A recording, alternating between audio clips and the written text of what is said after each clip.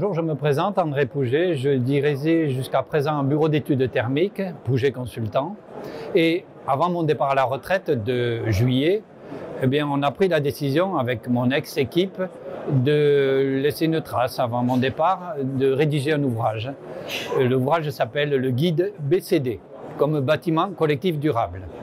Il y a une dizaine d'années à peu près, on avait déjà rédigé un ouvrage qui s'appelait, un guide aussi, qui s'appelait le guide ABC, donc amélioration des bâtiments collectifs, décidément. Et on est ravis d'avoir un titre en forme de suite ou de complément du précédent.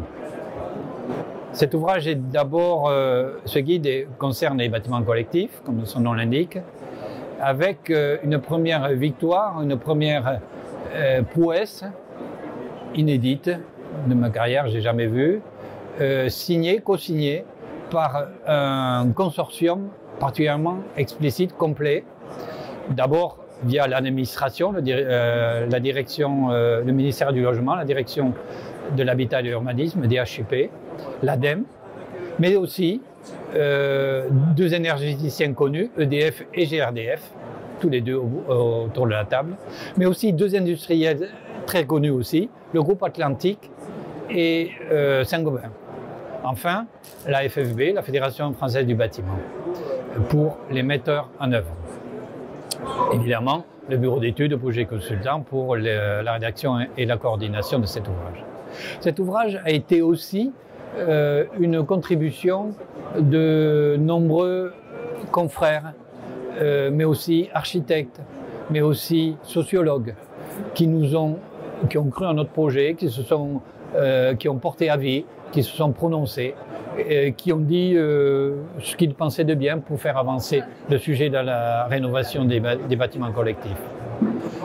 Il y a un petit point important sur le secteur de la copropriété. On en parle passablement, certes, mais là, il faut savoir, c'est des millions de logements et donc on a, avec des prises de décision un peu plus difficiles que normalement, et là le gros intérêt c'est que le client, on l'a en face, le vrai client, celui qui habite les lieux, et donc on ne peut pas tricher, il faut bien l'écouter, on ne peut pas lui vendre ce qu'il n'a pas besoin, c'est pas normal.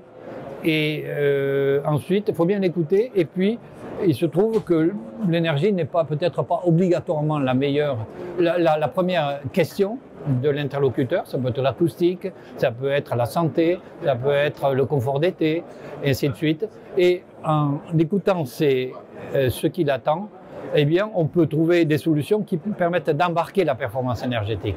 Et ça, on y croit et on y compte beaucoup. Je voudrais dire deux mots aussi à propos de cette mobilisation inédite, elle aussi, de 50 bureaux d'études. 50 bureaux d'études, dont l'association ICO, qui ont, sur une plateforme, déposé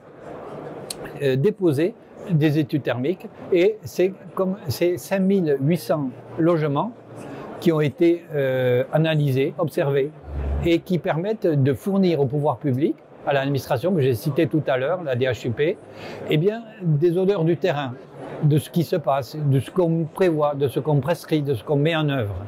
Pourquoi? Pour peut-être, j'espère, les gens qui prennent la succession vont prendre ça au bras le corps, j'espère, simplifier l'approche de l'application de cette réglementation et la réactualiser avec les bonnes solutions d'aujourd'hui, pas celles d'il y a 10 ans, puisque cette réglementation date de 10 ans.